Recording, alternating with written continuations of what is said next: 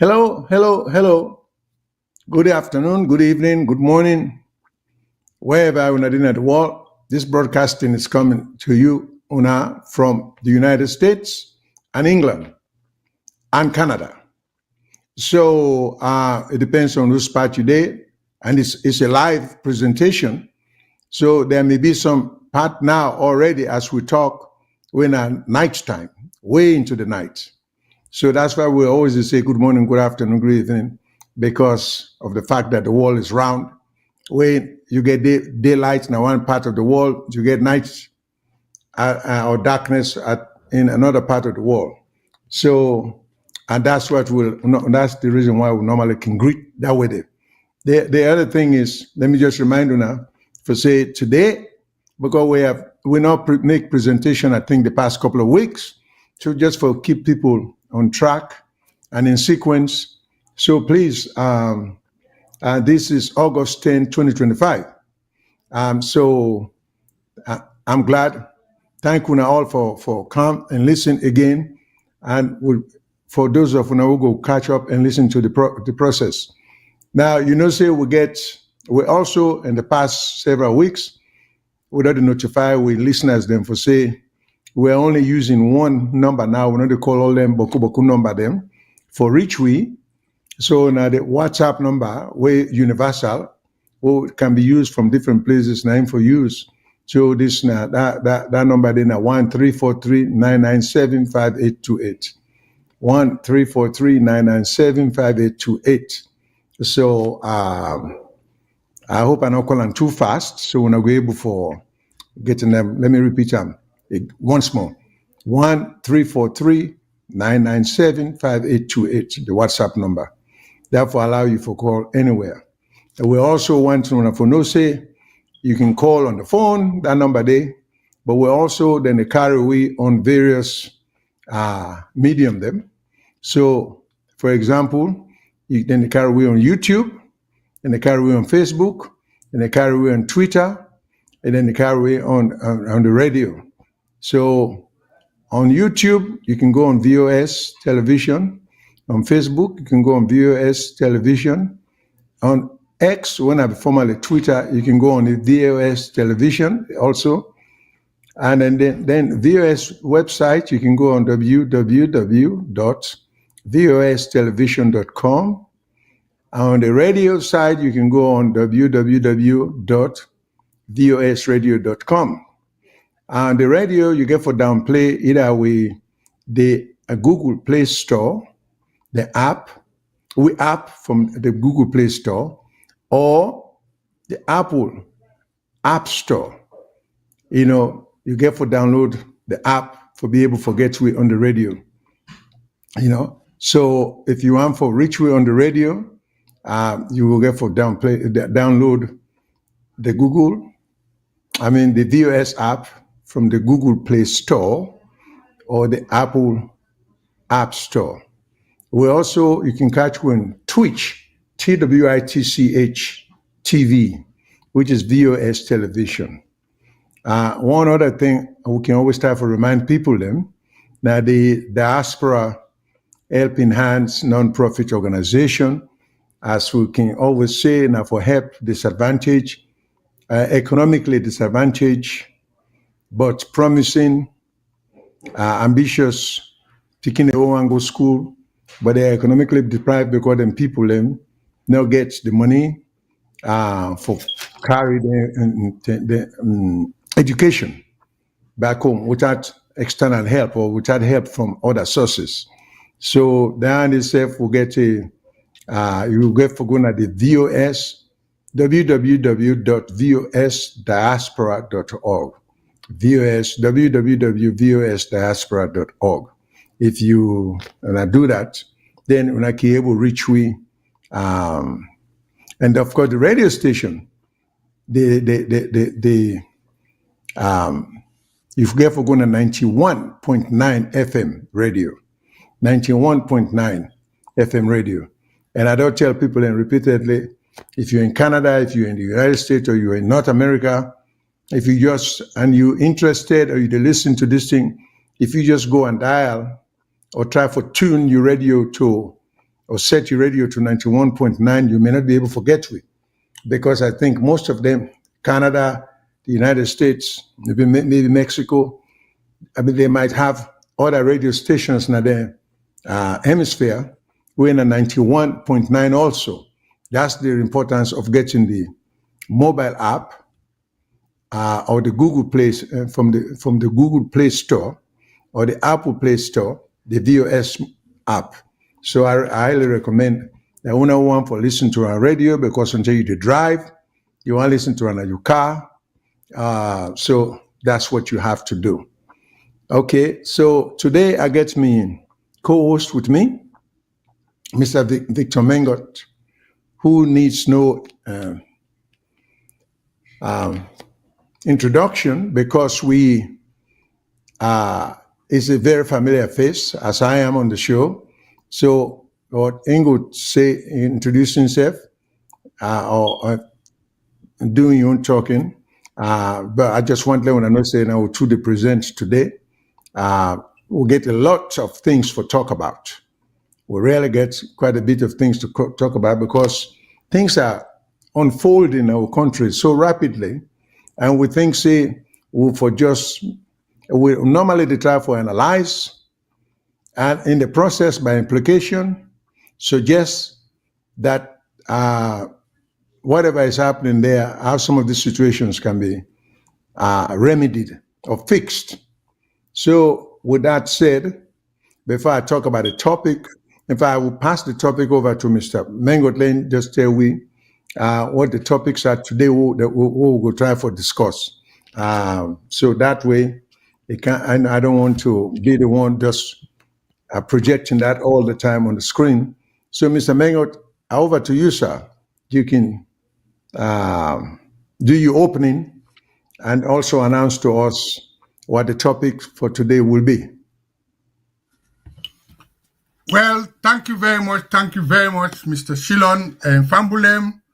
I'm telling you, thank you for waiting. You always listen to we. And as we say, we always want to participate in the development of Sierra Leone by sharing our opinion. We are open to challenges. We always invite government people there for letting come if any tool they say we not there within the agenda. Now we get big thing that will take place during this week.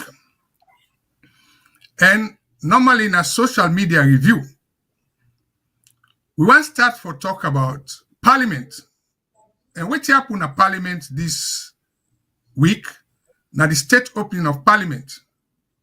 And we're telling how then they come about, waiting at the significance, and some of the things that we expect. Also, that state opening of Parliament Day, we also get for talk about the president talk about in Big Five agenda. We don't know what in our field. We will look to some of the things that we say, and the Big Five agenda, which they talk about. But more importantly, we want to talk about the government in legislative agenda, and also that for deal with the electoral management system and other things that for do with the tripartites were very important. And then one of the things that we come up with very new, now suggestion about power sharing through the PR system, but not only extended to the parliament, but also to the executive. So these are challenging times, and a lot of things are going on, and we want to follow up, and we want to do analysis based on existing law, the constitution, and factual evidence of video coverage we'll get, views from the people the way they organize the tripartite, and also views from the public. So, as we can say for telling Adu, now different language, Bondesi Awanae, Fumani Impiari, Wali Bena, Nene Koto Jarama. So we hope say we go add more languages as time goes on, because we get 16 languages in the salon. I will try for learn more. And I thank you very much. So I take it as back to me. Okay. So today, the topics that we'll deal with, in fact, Mr. Mengot just make something about languages. I hope so one of them days, yeah, a presentation that we'll begin talk about. We exist in languages then, and some of the languages that are threatening to become extinct, for disappear forever. We get 2, 3 local languages then that we think it will be a disservice to history, a disservice to future generation, that will allow we intellectuals then, particularly with all them boku PhDs then we will get, for allow dialects and languages in our country for go distinct. You think get something like the Bulum language, the Shabro language, the Kishi language, they are getting fewer and rare. Eventually, they will become extinct if something is not done for let we move with that. And the reason why I say that, Andy, but not the topic for today. I will come to that one day, and I hope people are going to become interested for come up with some suggestion. But for today, the thing that we will talk about, or we want to talk about, now a few things, all of which we may not be able to finish. First, the parliamentary protocol. We want to talk about parliamentary protocol, meaning the rules of engagement, or the rules of conduct within parliament for visitors, for parliamentarians, for officials, and so on. Then we want to, then we also want to talk about the significance of the presidential address where President Bio just gave. The government's legislative agenda, what that's supposed to mean versus the way we understand it versus the speech as it was given. And then the president in Big Five thinks the way you say in for cover during the first term. And then, of course, I think there's a continuation of that. Big Five, they will be expanding human capital, whatever human capital means to the government, empowering youth, whatever that means, driving digital and infrastructural growth, whatever that means, building a transparent, accountable government, and then, of course, agriculture. So with that said, let me go to my co-host for start with what the number one issue is for discussion today. Mr. Mengot, back to you, sir. Thank you very much. Thank you very much. I think let's start by most people learn for understand how parliament work, waiting at the significance of the state opening of parliament and the historical perspective, how we get down there. Let's go back to the Constitution of Sierra Leone. The Constitution of Sierra Leone, Section 73, say there shall be a legislature of Parliament of Sierra Leone, which shall be known as Parliament, and shall consist of the Speaker, the President, and members of Parliament. So here we are. We get Parliament when they make all the law then. And we know say every parliament now 5 years it take place according to the government in rule. But normally, then they get a yearly session because like Britain, where we adopt this system from, parliament they go into recess. And when parliament go into recess, when they come back, when this new section of parliament come, the president as head of government get for Kanka address the nation. Let's look at the parallel between how we do them and how the people that will adopt them from, how they do them. In England, they call them the king, the speech from the monarchy. When the queen been there, we will say the queen's speech. Now the king there, they say the king's speech. Waiting they happen, the difference.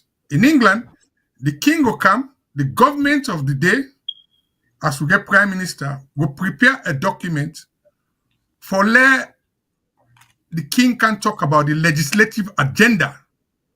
Waiting at that legislative agenda for say, okay, this session of parliament when they come, now so laws them we want see. We either make new laws or we either amend all laws then.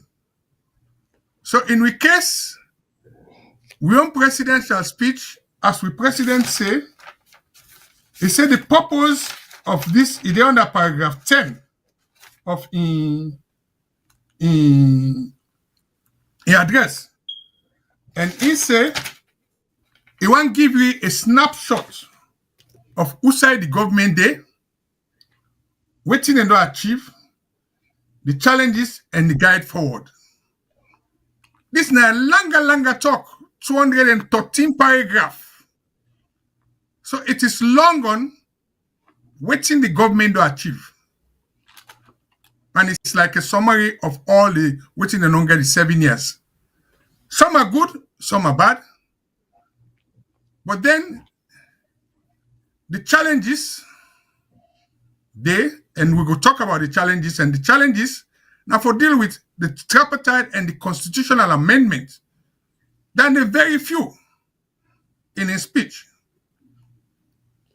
And then the way forward again, now for look at some of the things the way the government want to do, we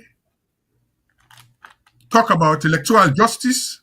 I'm not going to use that word there, but talk about reforming of the electoral system, where now both the Public Elections Act 2022 and section of the Constitution where my colleague here get critical issue on the tripartite recommendation, when very challenging.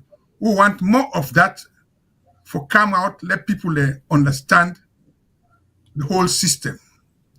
But more importantly, let's start by parliamentary protocols and procedure. Why will they start by that?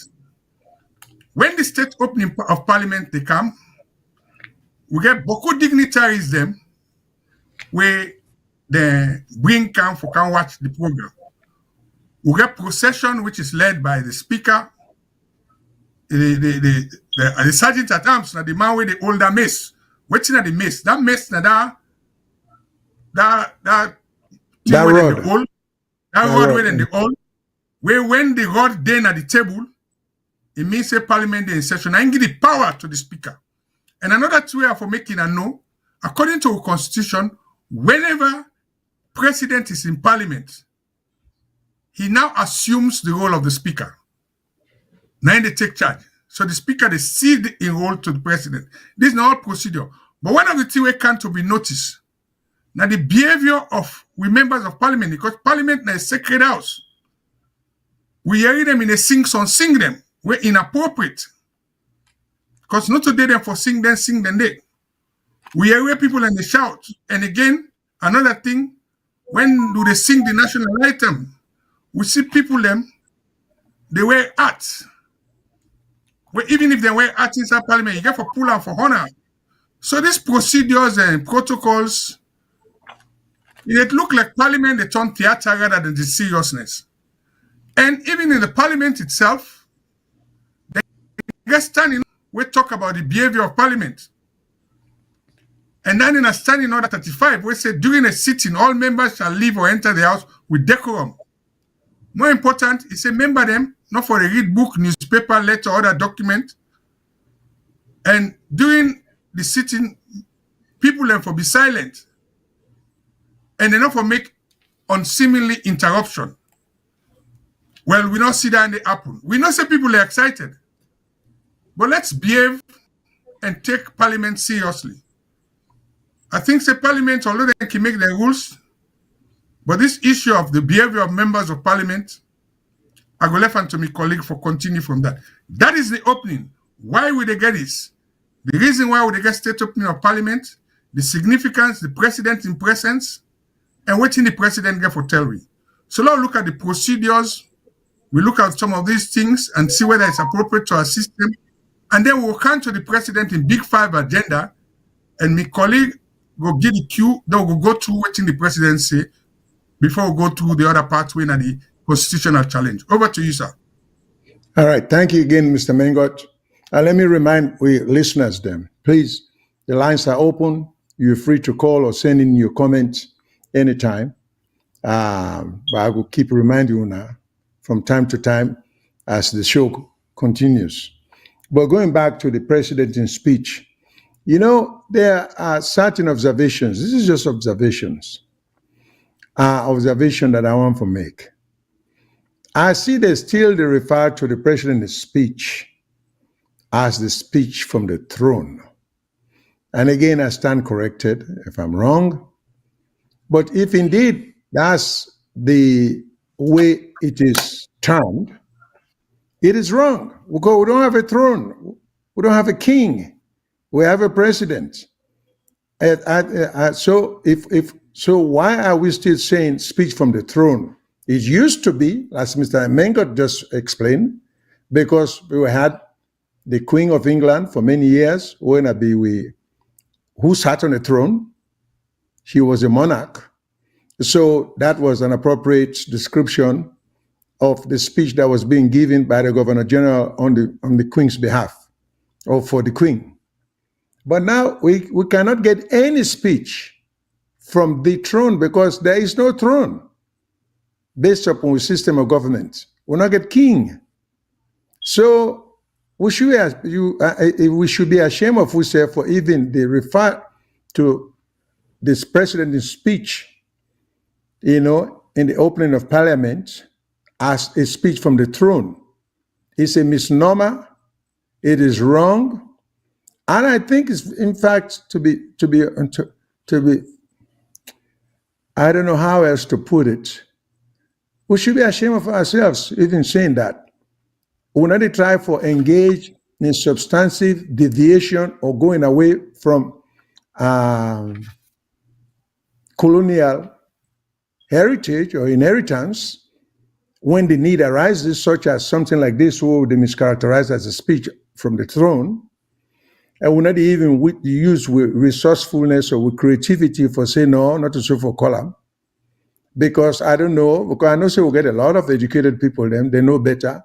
Is it just that it sounds more prestigious for say that than say a speech from the president or a speech from the government or whatever way we can call and we'll go be appropriately reflective of what the reality on the ground is. So I don't know, because Sierra Leoneans are not known for being uninformed or stupid. So I just wonder why they deliberate what it appears to me like reluctance for call the speech or entitle the speech what it's supposed to be. The other thing I don't understand, Mr. Mengot, again, Mr. Mengot, I stand corrected, but you were talking about Section 73, that talk about what constitutes Parliament. You talk about the Speaker, the President, and members of Parliament. Well, I take serious issue, and I like some intellectual challenge on this. The president should not be counted as an entity or an individual who in any circumstance should be part of Parliament. So that inclusion there of the president as one of the constituents of Parliament is just, to me, not only contradictory, it's senseless. The president is not a parliamentarian, it's not part of Parliament. We should have no constitution that says the president is a total head of the executive. He should have no role, directly or indirectly, other than the ceremonial role of coming to Parliament when Parliament reopens and just give a snapshot of some projection of what the country plans to do, and maybe tell us the state of affairs as of the time where it is making presentation. But so what would you talk about Parliament? Go ahead. Just to interject, I think one of the reasons why that is, we know it didn't have the Constitution, because also in our Constitution, it says President gets power for convene Parliament at any time. Sometimes that makes them do that. That is unconstitutional. Yes. Even that is challengeable, because only the Speaker should have that kind of power, and it should not be a power that's absolute. But Parliament, you see, because we are talking about three co-equal branches of government. The moment you give one head of, it's just, if you can give the president that kind of power, why not give the speaker the power also for appoint judges for do what the president to do? Why call it co-equal branches of government?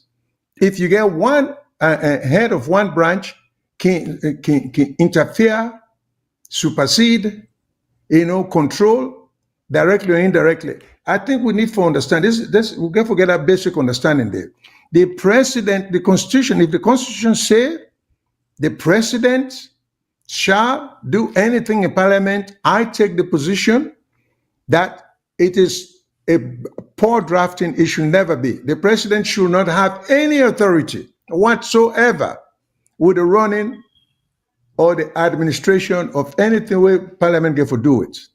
So if the Constitution say the president shall have functions in Parliament, it's just a wrong. It's just a flaw to begin with. That's my position, and I think anybody, because then why are we complaining about contradiction, corruption? If you give the president power for control the executive, then you give the president power for control the legislature, then they are supposed to work independent of each other and cooperatively when it's necessary for the good of the country. So if you don't make one person control all three branches, because by implication the president also controls the judiciary. So what's left? Why don't we just declare unitary government and say we don't need Parliament?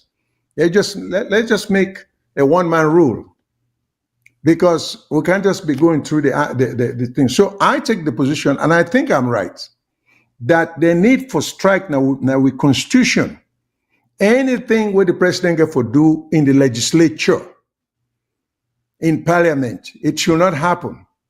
It's contradictory based upon the basic notion of governmental administration.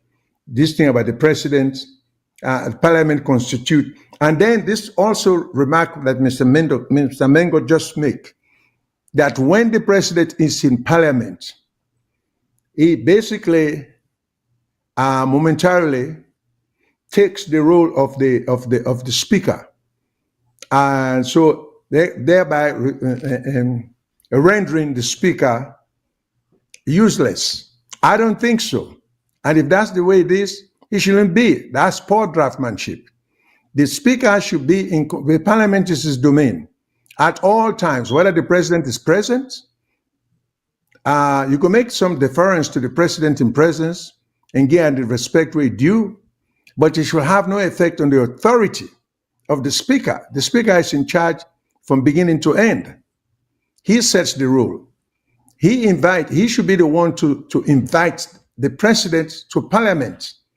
It should not be as a matter of right that the president must go to Parliament. The president should seek, under proper structure, the president should seek administratively authority or authorization, as a matter of fact, to when to appear to Parliament, and the speaker should be willing to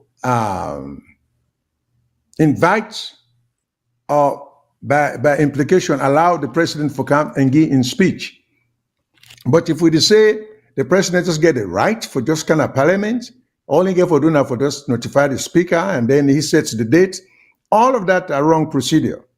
They're just wrong. And as long as we don't try to correct them basics, then it's just like trying to put a structure.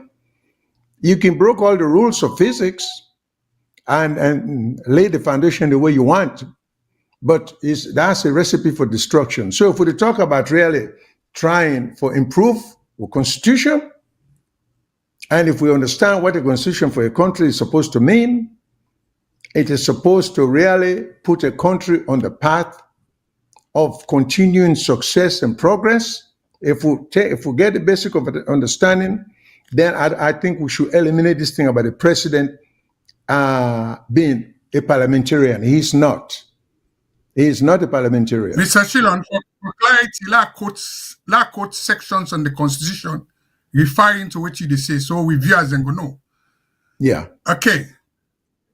It deals with section 84 of the Constitution, which say each session in Parliament shall be held at such place within Sierra Leone and shall commence at which time as the President may be proclamation. I think it should be made by proclamation appoint. Then he said, there shall be a session of Parliament at least once every year, so that a period of 12 months shall not intervene within the last sitting of Parliament in one session and the first sitting thereof on the next. Okay, so that is where it says, where the President, then section 86.1, now you been talk about, where it said the President may at any time summon a meeting of Parliament. So, yeah. I quote 10 and there for let people know, say, which would they talk? Will they talk directly on the Constitution? Yeah. And that may be for defined, because when Parliament for someone, when President for someone, I think that when we have crisis, but we left and say it can summon Parliament at any time. Any time, yeah. That is overly broad. That's the problem. That is overly broad. And I'm reading directly from the Constitution. Yeah. Over to you, in an emergency situation, that makes sense. But the President can become political, can summon Parliament, because the President is a politician to start with. So in most cases, he will have to engage in conduct that is advantageous either to him as the head of a group, maybe the government or a political party. So he's not going to be doing things in the best interest of the country necessarily, even though he's required to. So now it's a different thing if we also say, and that the President, whatever amendment they make, a President should only come, other than that one exception day, when Parliamentary open. Any other necessity, he has to seek permission from the Speaker, and then he has to be invited. He has to be permitted. If you want to run a democracy right, this is how it is done. The President should not have the power say, hey, Mr. President, next Monday I need for can talk to Parliament. He should not be that way, because he gain authority over another a co-equal branch of the government that he shouldn't have. But again, we get all them bookmaya where they try for big constitutional lawyers. And I always say at this show, I'm not even a constitutional lawyer, but it's the lily women know when me taking a class as a law student, and the way they argue some of the cases, then I will go to court, and I was privileged to do a practicing courtroom attorney for over 40 years. So I think I know a little bit of what you had to talk about. Okay, so the President shouldn't have that power for the good of the country. And I don't want people to mistake that for me, President Boye per se. I'm saying the President from now, back then, even to the next 100 years, it will not serve the country right, regardless. And again, let people understand. What do you mean to say? We all know, say, President Boye is a human being, like the rest of us. Me, Mohammed, Shyllon, what to talk to now, I only get a finite period of time on this earth. I would die. So presidents are human beings. They don't live forever. So I'm not trying to target any president, any particular person. I want everybody to understand that. The law as it is written, in my humble opinion, is badly crafted. You know, the draftmanship. Okay, sir, let me clarify. Let me clarify in the Constitution what he talk about the President and the Speaker. Let it not be said with a misquote. Okay, go ahead. It said, okay, that is under section 88 of the Constitution. It said, there shall preside at any sitting of Parliament the Speaker, or in the absence of the Speaker, the Deputy Speaker, or in the absence of the Speaker and the Deputy Speaker, such member of Parliament as may be elected for that purpose. Then it go on for say, provided that when the President addresses Parliament or attends in person, the Speaker shall leave his chair and no other person shall preside during such address or attendance. So in other words, what they say, when the President go to Parliament, the Speaker go vacate his seat, he go give address, nothing else not go happen until after that address. But I think say for that, we see say this address is very important. Now once every year, then they do them. And the president they come can tell we, according to the constitution, waiting na the state of the nation and what he intend for do. So let make it clear, let people not feel to say, we they say things way not to reality. Now make so a day for do fact check about the constitution and parliamentary procedures and privileges. Yeah, and my own argument and my own position is purely a legal argument. When, first of all, I still maintain his poor draftsmanship. When you say the speaker shall leave his seat when the president is in parliament, what is the meaning of leaving his seat? Because I read that to mean leaving his seat meaning giving up his authority. Because I don't think the constitution is really talking about his physical seat, the seat where he sit down. So leaving his seat. And if, in fact, that's what it means, that's another poor draftsmanship, because a construction should direct all of us into one understanding. And there, if it is multiple understanding, then the courts must come in and step in and try to define to us what that section they mean. So I read the speaker leaving his seat while the president is in parliament. I not take him as a literal thing for say in the grab they give the president in chair. I don't read it as that. I take the seat meaning his authority. And then you ask yourself the question, what is the reasonableness of such requirement? Why and why should even the president's presence in parliament in any way, shape, or form interfere with the authority of the speaker? The speaker's authority is continuous. It should not be interrupted by any activity whatsoever. There should be continuity. When the president is in parliament, the speaker still is the king of parliament.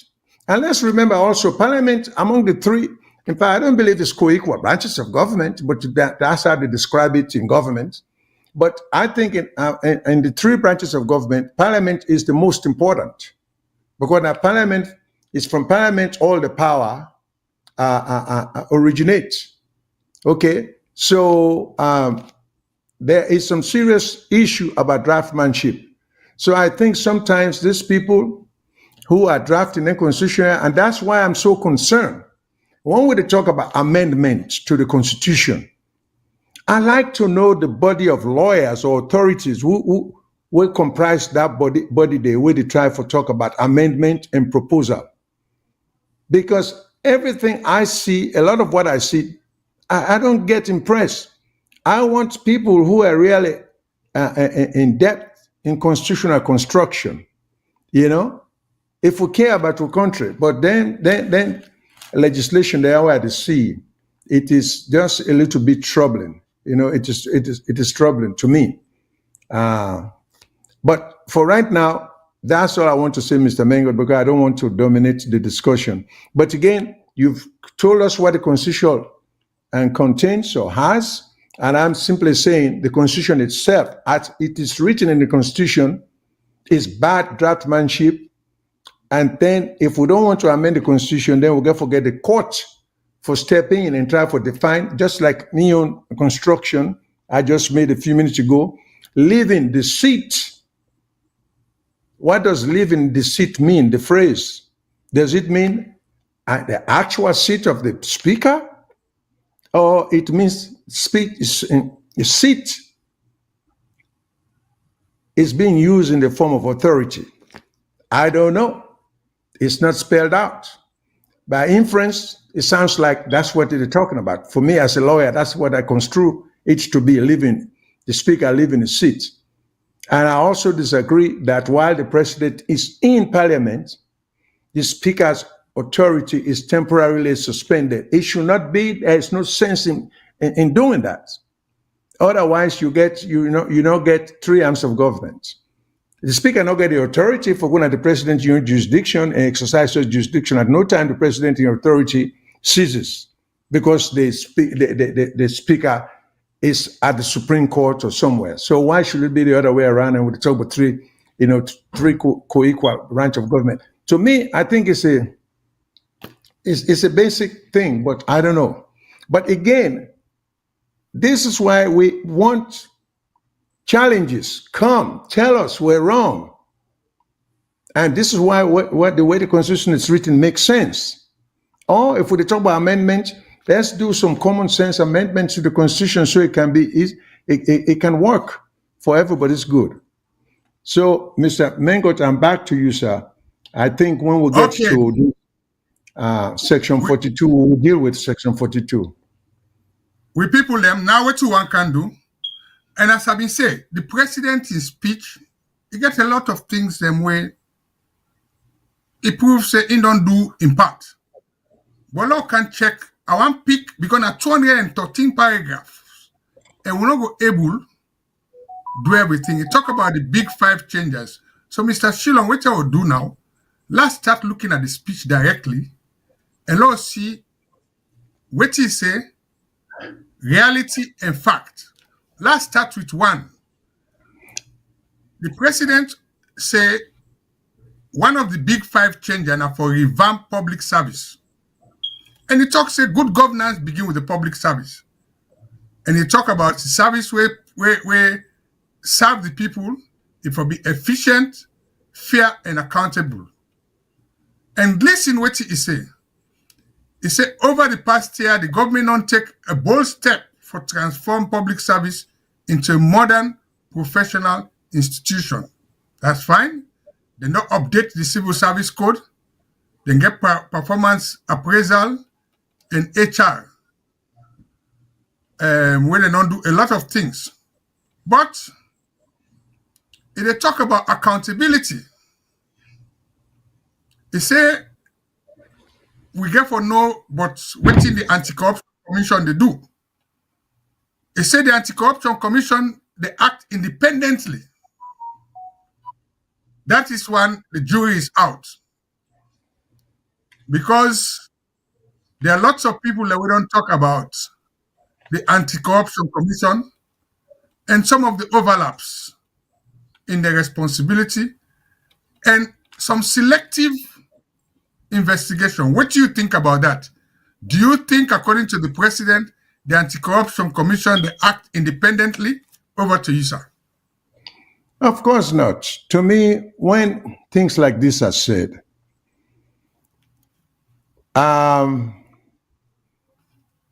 the assumption is either the president just take the position that all these things will be said, nobody's going to take time to analyze them, or nobody is keeping up with how the country is run. And I think what makes him a good politician, because that's the way politicians are supposed to think. We're experiencing the same thing even in America, where we get a president where they can just say what you want to say, facts, or falsehood, they can just say that. So, but that's what makes you a politician, because you can talk from Americans and get it from both sides of your mouth. But so I don't blame the president much. And nor am I saying if I were in his shoes, I probably wouldn't practice some of the things them way to do because of his role as president. But the reality is, it is really not so. Now, to begin with, I have always taken the position that the Anti-Corruption Commission, in and of itself, is unnecessary. How did we come up with the idea? The white people always suggest that, or the Western nations always suggest, they don't have an Anti-Corruption Commission at their countries, but I didn't come up with the idea there. So my thing is very simple. I take the position that it's unnecessary. It's unnecessary because we have a police force. We have a criminal investigation department. We have a director of public prosecution. We have an attorney general's office. Why do we need an anti-corruption commission? What are the real function? I think it's a redundant office. I think it's an unnecessary office. I don't think it serves any societal purpose, any useful societal purpose. I'm saying all of this. Now, that commission is held by someone very well educated, someone who holds presently, someone who holds a Harvard degree. So by no stretch of the imagination am I saying, now somebody who don't know what to do. So somebody like that Why not take this definitive position, an extreme position, that is a redundant office, it's a unnecessary office. I like for somebody like if I can educate like me. When I go Harvard, who admire his education, to come and tell us what we're missing here.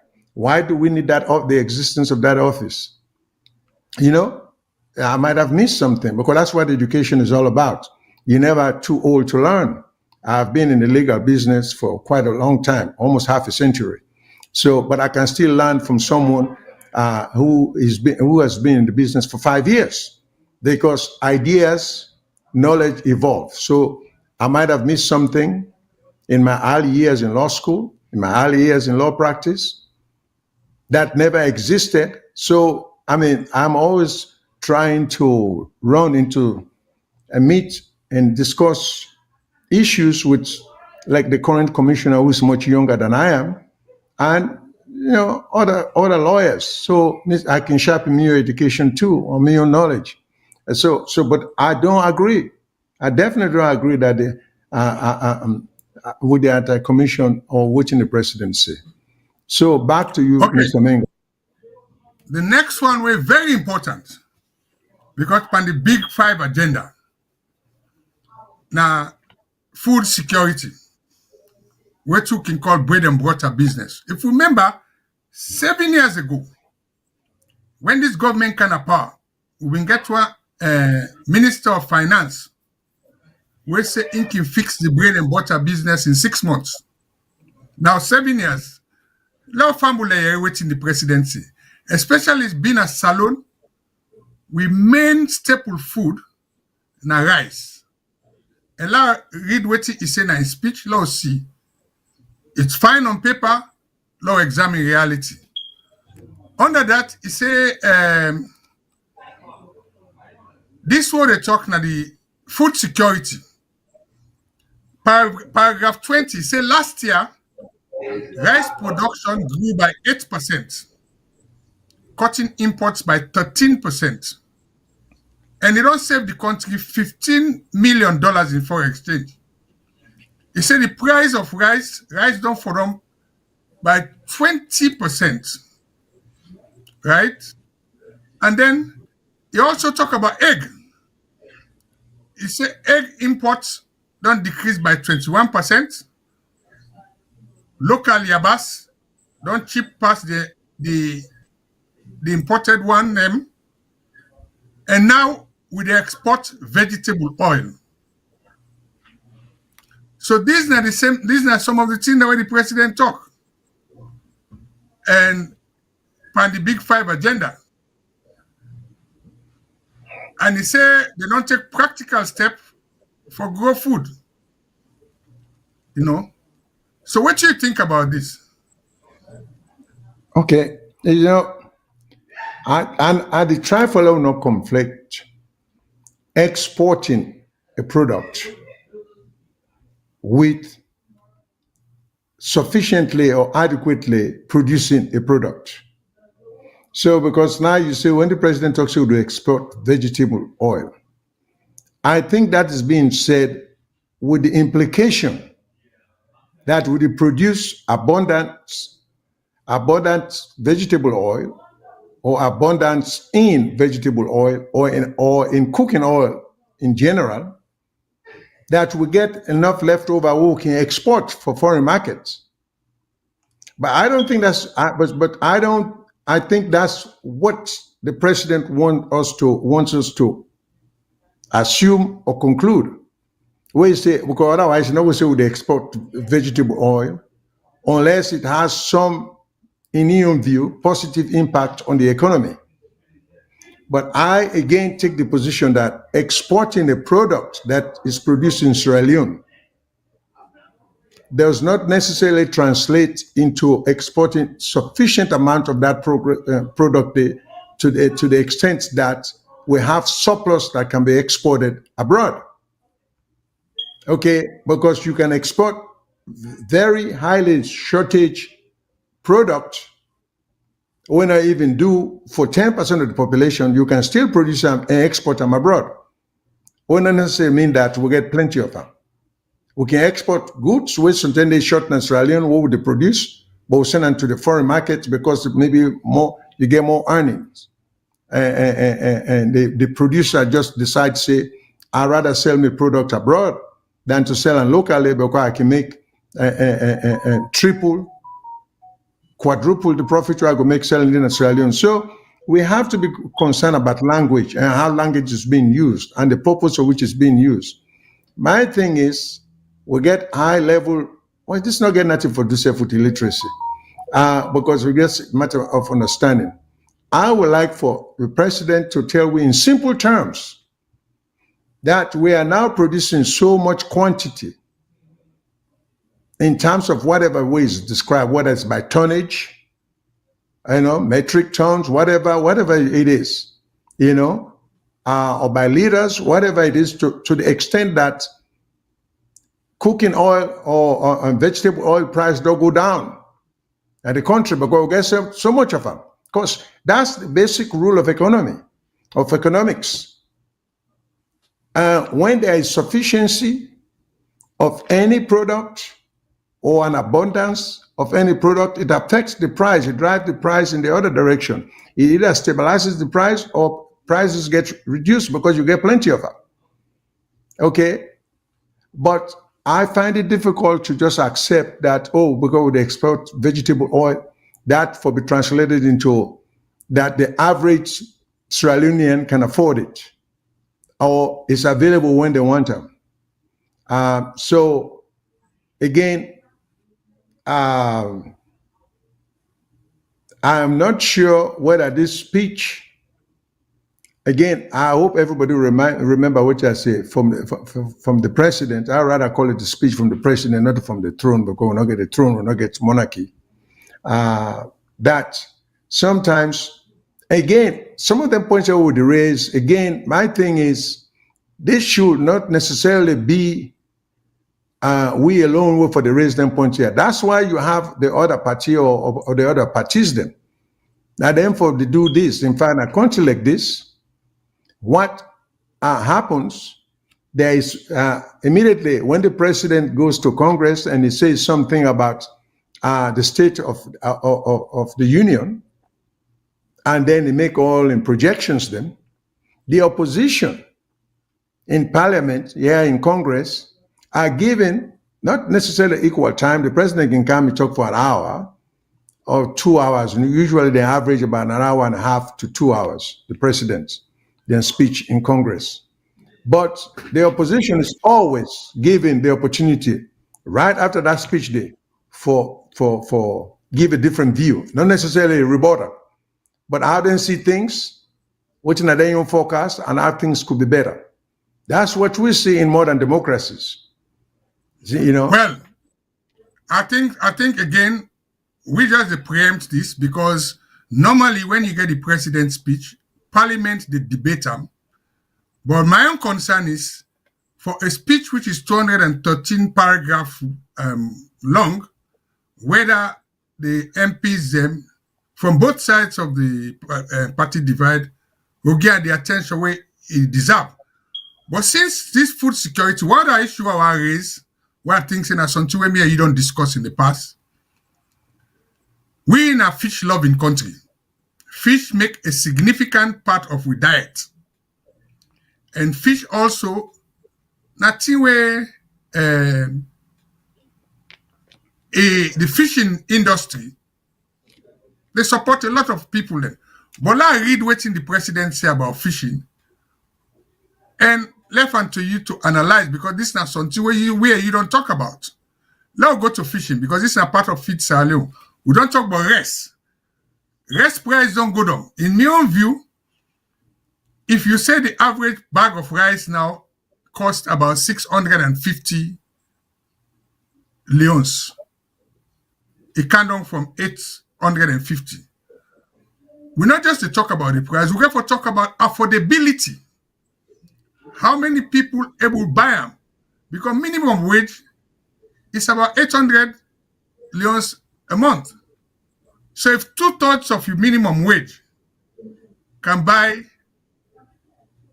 a bag of rice, what's go left for the soup money? So we glad where the rest price don't go down.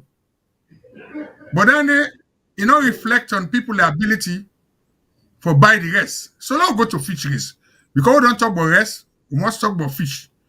Because like now, if we not get food till we know say, when you cook the rest, that small bonga self you can make them, you get what you call culture. So rest and fish go together. Now listen, let's tell you what in the president say about fish, which is very alarming, and the figure they will give.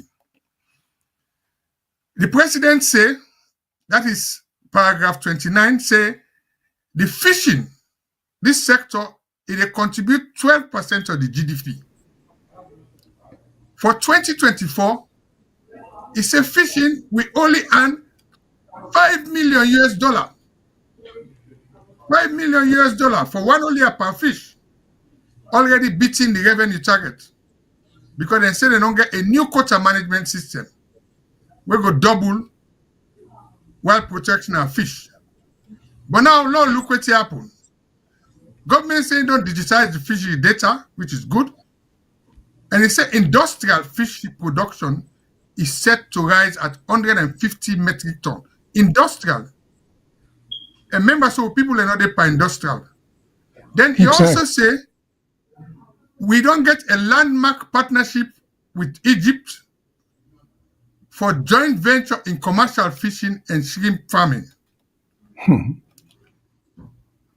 Yeah, that is what they've said. That's what the president said. So if fishing, we can only earn 5 million. Right? The members say the last program we'll get, we will also sign agreement with Russia for giving quota for fishing. We also get with the Chinese. So when we talk about production and when they talk about benefit to the individual, we have to look at how we all fishermen them go survive. Where if they go and treat them for different people them for the fish. What do you think about this?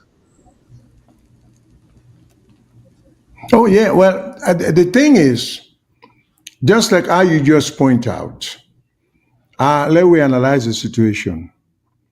We get $5 million from fishery.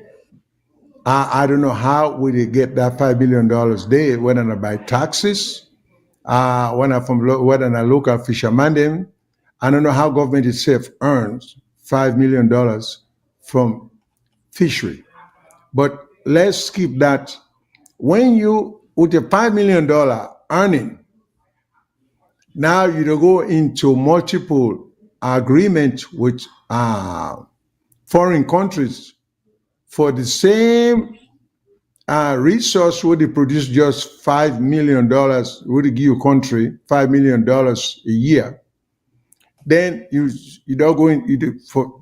I don't know if we are so renowned in our fishing industry that we're able to accommodate Russia, China, Egypt, and then all this we are talking about, just 5 million. Now, it will make sense if we begin talking the billions of dollars and telling us how the country can expect that revenue to come in. But we are talking about just giving every country access to fishery, to sea boundary, for can't deplete with resources, which is obviously that. For scoop all we fish them, then stamp on them product of Egypt, product of Russia, product of any other country, China. When we water them, they come out. And then nothing being said about how does that develop the people who are the inhabitants of that part there of a country. And we own fishing industry in terms of individuals. We always talk about human capital development, but there are fishermen, there are people whose livelihood is by fishing in our country. So what about that capital development, that human capital there? I mean, what consideration is being given to them? Should they just remain poor people as they've always been? Or should they be able to get some of, why can't we give them people opportunity for get bank loans, get cooperatives as fishermen or women, and so to grow into an industry of of exporting all sorts of sea products abroad in the name of Sierra Leone, not China, not Russia. So it's kind of hard to understand, why do we take pleasure in doing this? Because with the depleted resources, we cannot afford it. This is just a small country. So we own territorial waters. If we want the Chinese them for help to protect them, fine. If we want the Russians to forever protect them, but I don't think they're in a position for give them and for signing a territorial agreement with them, for they can scoop we and fish them and they get large capacity. First of all, how do you monitor what about metric ton of fish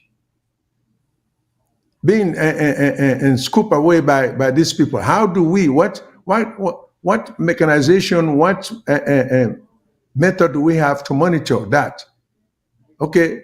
It reminds me of the whole system we used to have, because this is a practice that against ourselves. In years gone by, some of the most valuable land in Sierra Leone that used to be owned by illiterate local people, Kizi people at the western area, they were unscrupulous real estate people, and some of us know some of them.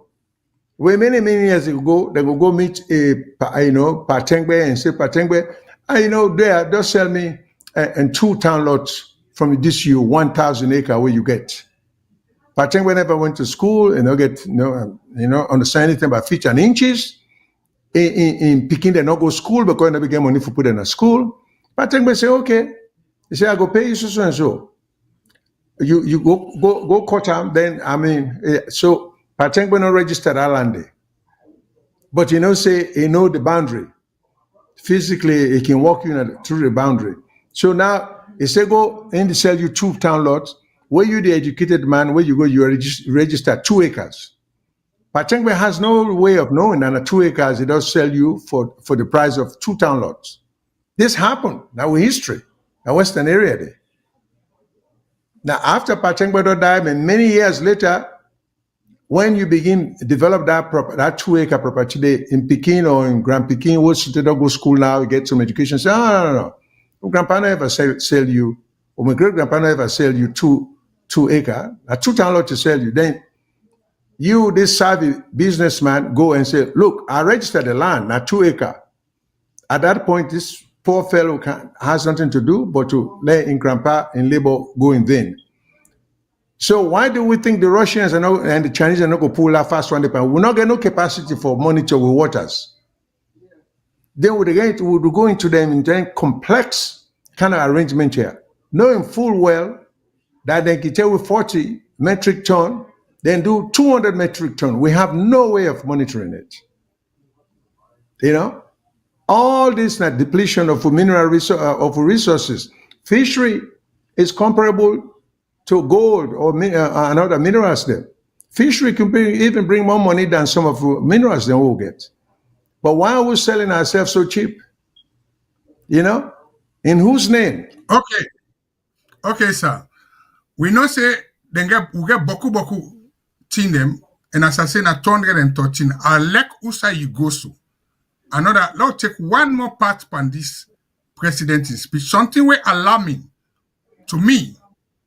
And I go read from what he say. As you say, we depend on fact before we go able to go to the second part, because we go get time for continue, because we other program where we can do. You go look at the economy in details. VOS, we get with economists in the house. But when you talk about resources again, let's go to the mining. Let's read what in mining, the president say about mining. And to me, it's very alarming. And I think so we'll deal with that before we go to the next part. Because I'm very concerned about this. Let's go what he say. In paragraph 150, mining, the president say mining remains the cornerstone of our economy. Which means say mining are one of the key factors of the economy. Then he said in 2024, mineral exports generated $1.12 billion. with growth in iron ore, rutile, and mineral sand. Then he talk about the reform where he don't do.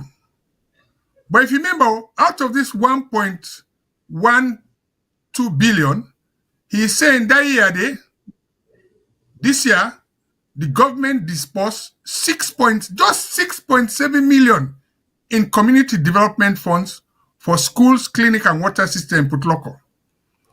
Then he said non-tax mining revenue rose by 34% to 28 million due to better oversight and increased production. But our vision goes beyond that. So if you imagine, I'll take them to figure here. If mining they generate 1.12 billion, then the non-tax mining revenue rise by 34% to 28 million. I don't know how you see them. We need somebody who get maths. 1.12 billion, then 28 million as non-tax revenue.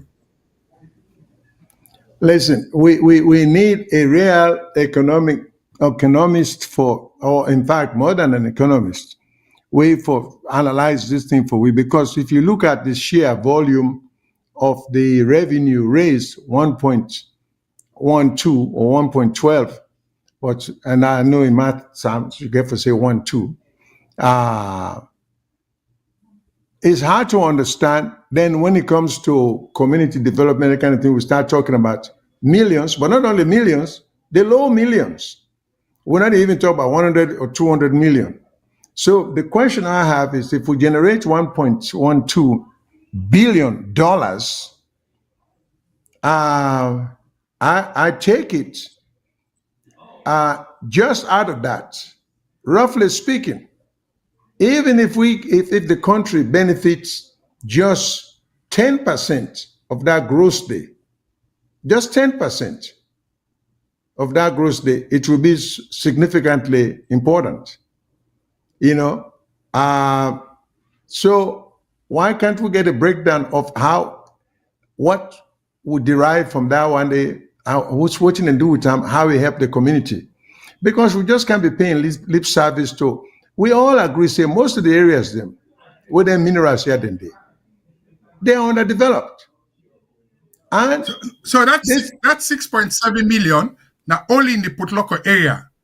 They not talk about any other area where mining take place, because we also get mining at Tonkolili and other places. This is not just Putloko.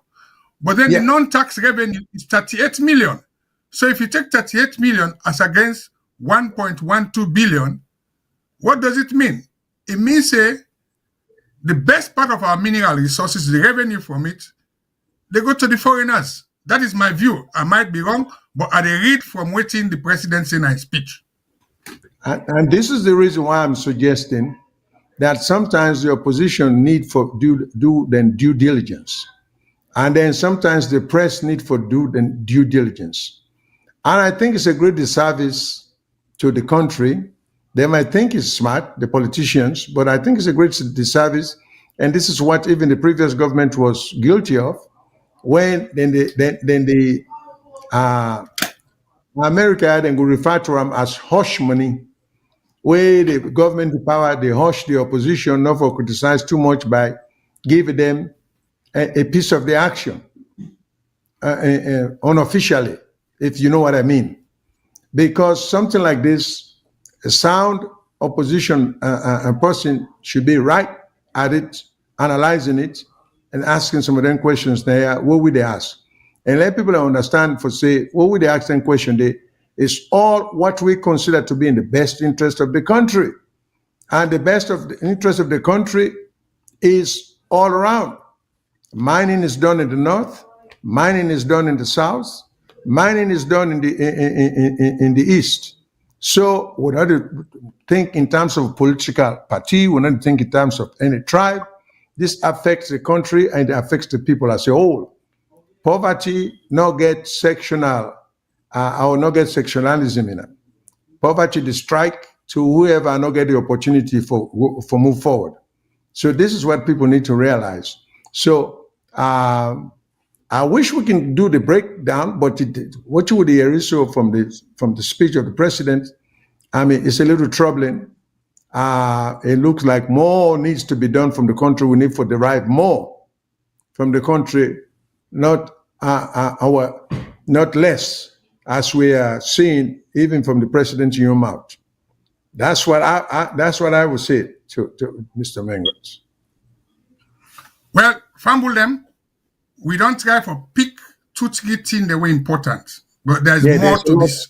There's a lot to talk about. As time goes on, we'll talk. But now go to, because the importance of this speech, now for talk about waiting the president intend for do, right? And one of the key issues where they, according to the speech, now go to part 2 when at the Tripartite agreement and electoral reform. So I quote now the president in speech, paragraph 169. He said the Tripartite Committee on Electoral Systems and Management Body Review is conducting a historic review of more than 80 reform proposals. This is a thorough citizen-informed process designed to enhance transparency, inclusion, and credibility. He commended the multi-party collaboration, and he said the government will implement this reform because democracy now we need. So that's all that was said about the tripartite. Then he continued for talk, say we must continue for champion reform that foster unity and inclusion. It is time to renew national dialogue on adopting proportional representation, not just for parliament election, but across the executive and public sector. So now that government talk, it talk about citizen engagement. But let's take a break. Let's ask with control and air. For let it start, it play two video for we. One play 2 or 3 video. We'll go analyze. One, now the one where we get the man where they in charge of tripartite, where they talk about the implementation of the 80 recommendation. Then the other one, we get a citizen's view. Then the third one, now the one where we talk about this one where they talk about where the speaker talk about power sharing under the PR system. So one do the 3 together, then they go give informed judgment. Number 1, who shall we dip on the tripartite? 2, waiting the citizen and feel, and 3, waiting the speaker say. Over to control room for let play them video for we. All the first recommendations them in the tripartite, we don't touch them or we don't do something progressively on them. Either we don't start, either we don't complete, or either a day on cause. So now so the activities then day. I want to start with the first question we ask around the consultation policy. This now an issue we come up from the consultations that will become up for say, as a commission, we forget a policy we surround how we consult on the activities, how we consult and relate with the public. So I want the public know say, we don't do that, we don't draft the policy, we don't finalize them, and we just wait by September of this month, we they present and circulate to all stakeholders. So recommendation 1 has been done. All waiting left no more now. We dot the I's, we cross the T's. We make sure say the documents are available by September. That's my next month, not the far off. And once we don't begin that process, we they reach out to the public, make people they know say the request of the tripartite committee where they ask you for develop a consultation policy. We don't do them in day on cause and day on completion. So who are they now the stakeholder they want to include for this recommendation 1? The stakeholders we very key. One, we get civil society organizations. Okay. We get with the international partners. We get persons with disability. We have gender-based organizations. We get the youths them in the country. And then equally, we even get the electorates. These are very key. But the most primary consultants them, or people who they consult on this particular policy get for do with the political parties. Okay. They are very key. So everything they do, they reach out to them. Because the issue had been, But what thing they do, we know they consult. But believe you me, listeners out there, I'm on and no say this commission has been consulting. What will they do now? We don't put that together as a document. Will they strengthen with position in the area of consulting? Right. So now that is policy there around. But much of the details we contain in that document, will they go out now to the stakeholders, them, we will make them public, and public will know much about that.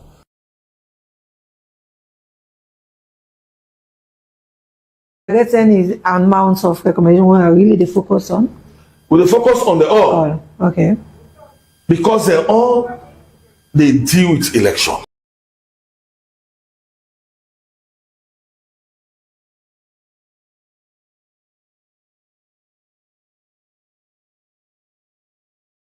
I guess any amounts of recommendation we are really the focus on?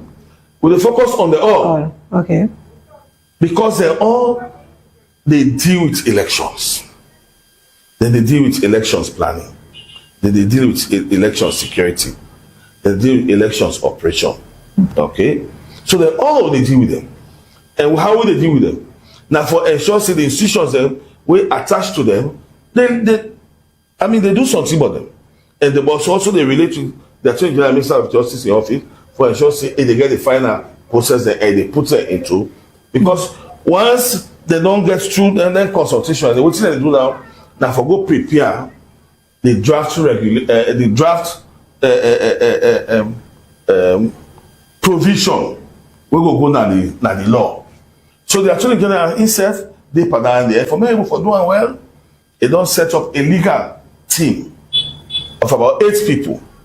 Part of the people that they come up from the law officers department, but with also another. With one of the partners, them international idea, who they get money from European Union. I know they said they pay supporting themselves. Yeah. Then they don't hire some lawyer then when they work with the Attorney General office, and they also hire an international lawyer. We don't come and they work with the Attorney General. For me, they put all these elements together, including with interns. We serve that legal person now they liaise with them, now they work with them. As I talk to you now, they need a meeting. And then go bring the report back to we, so that we'll be able to report to the steering committee. Okay. So basically, now so this process here they go on. And as I talk to you right now, a lot of almost constitutional review issues, we're not to entrench process them, don't get revised. And they don't set them now. So then when for example, when they talk about election dates, then they talk about transition. The one they talk about, for example, the presidential vote of 55, or the presidential vote count down to 50 plus 1. The one they talk about how to appoint the Electoral Commission. I mean, if there is such team, all the one and they don't already go through review them and they don't ready. Okay. Now all the other one and now we will not say then say they go through then law them now then they pass. So we hope say most of them one and they go don't clear by September and go Parliament. But the conversation we get now that because that process they require citizens understanding and also a clear understanding of the political parties. Within them period them we will also do a lot of engagements, consultations, discussions with them various actors there. One other one be there will be one of other critical issues we need for go through a own process, because when the party they meet and they're not being agreed for clear because it inside the constitution really election system, it inside the constitution section 38 and 38E say now 2 electoral systems we will use. I mean, Bambai and so them will use them. Then we get for discuss now and then they say, well, since we're not going able for agree now, then we do a national consultation. Okay. So that national consultation, we now will be lead on now with the Attorney General Minister of Justice in office.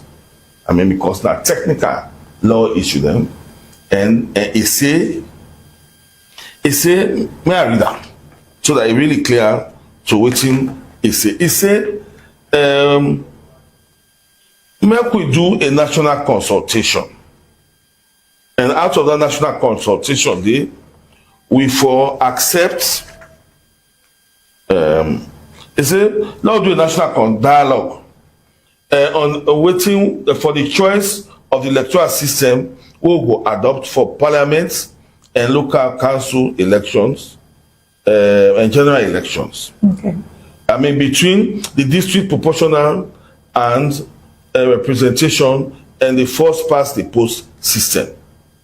You see, for them 2-1 and anyone will get, will for ensure say it adopts a bring into minimum 30% female representation. Waiting no because the gender equality and women's empowerment law we don't say that.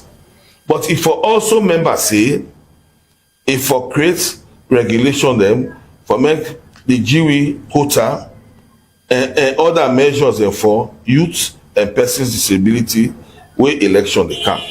Okay. So that's what he say. He also talk say 79 say within that period they also talk about how we go they do early voting or how we go ensure say diaspora then the opinion family who they are abroad they say able for vote.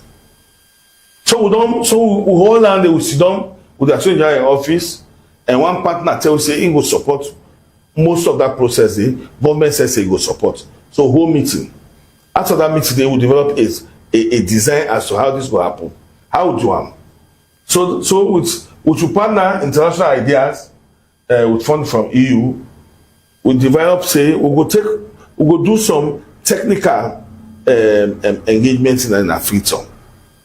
So for example, we will meet with the Electoral Commission, all the AMBs and the security sector. Because themselves, now then they wear resources. So now they know how they bond them. We also say we'll meet with interreligious council. We'll meet with political party. Then we say we will also do a moderated technical research and academic based conversation. Whether they go bring experts and can well understand about that system, they can talk about them. Then we'll get some people who are discussing and they sit down, they say talk about them for make people to understand. That then have been live. And that day we get very close to 100 people from all walks of life. We can sit down for listen. So we don't hold only. We don't hold on and then at Freetown we don't. Then we decide now say for whole regional consultations. Every region for meet day and about 200 Sierra Leoneans that region will come and we share amongst the district them. So we'll do that in the northwest. We'll bring Karine, Cambia, Campotloko. I mean, and now they back to scatter. Community chiefs them, tribal leaders, civil society, youth them, women them, councillors, they all come. And then they discuss the issue there. And then after they discuss them, what not happen at Victoria, they explain them back to them, they will open conversation, everybody talk. We go northwest, northeast.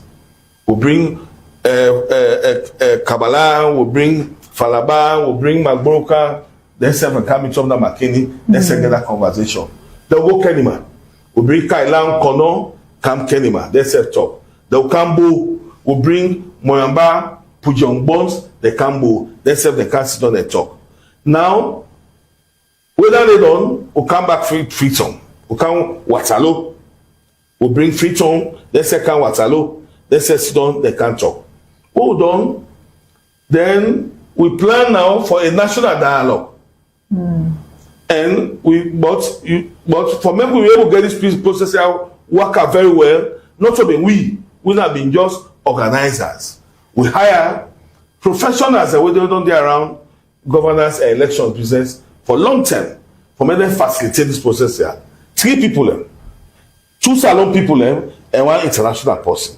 Okay. One woman and 1 man with a salon people, and 1 man with an international person. Now they facilitate this process here till we can Freetown. Then they do a report, a synopsis. So we can now gather that Freetown here with about 500 people. from upline and Boku from Freetown, yeah. So picking them, youth them, people them with disability, government people them, all the political party them, religious people them, chiefs them, everybody can. We sit down, then we'll do presentation and then done. Hold on, then self do some of their own presentation. Eminent Sierra Leoneans that will be done there around this business here. Then self do presentation about how they feel say then two systems there for work. So that they don't know now. Then 3 people and then now the NEPA do for we a final report. And we hope say from now 3 months now, that report they will don't know. According to one of the recommendation, the opposition saying that they left free the prisoners there. Then the one the world don't go as run away na the country. So then they allow them, then they come na the country. All right, brother. Their recommendations are also where the committee sets. You know, one pardon. Of course, one of the way very, very fundamental is what we call proper management or electoral management system, just like what we see. Brother, you know one part of the recommendations there? The recommendation, one of them, are for create a peace, we do not create any chaotic in the states. You know one part of the recommendations there, so one part of the recommendation, I mean, for we correct the wrong go that we don't conduct election. They will not carry on. Then just like how the system would be the announced election, because you know go just conduct election within 3 days, you announce election where you not get all the data then. So in the way that we announce this election, just 3 days announce I feel say not be good. That not to be the right procedure. You know one part of the recommendation there? Well, what you listing, what then talk say this election you know being free and fair, this that and begin talk about that. So then tell we say, so then go try for make the recommendation or this that. You know one part of the recommendation there? If you don't know, you don't know. You know? I don't know. You know one part of the recommendation there? Yeah, the recommendation. You sabi one part of the 80 recommendations there where the committee don't set? One, you sabi? No. My brother, you sabi one part of the 80 recommendations there so where the committee don't set? One of them, they say in a review, certain things that they wouldn't be done, they happen, they don't repeat anymore. Then again, they say we get another one where they said the same tripartite say the other one for implement and actionable. The Speaker of Parliament, Honorable Singapore Solomon Thomas, has proposed a new electoral system where power is shared between the ruling party and the opposition. As part of the new constitutional review, he suggested that. Let's hold on to that. I mean, now, for reviewers, them, we go end with Andy. Let me tell them who are the people them. Let me take the first person we talk, now Mr. Edmond Alpha. Now the commissioner for, I think, the South. And at this same person, now they act now as electoral commissioner, where the man we been there before, Kone, say if they on leave, say they look at another person. The second person, now Mr. Ngolo Kata, when I'm the head of the secretariat. Now talk, they will get this one. Just a summary, now then they tell about consultation, you will go into that. Apart from the consultation, then they talk about September. Then they prepare documents them for go parliament. And we don't see now from the people that we didn't talk to, very few people that know what this all about. 80 recommendation.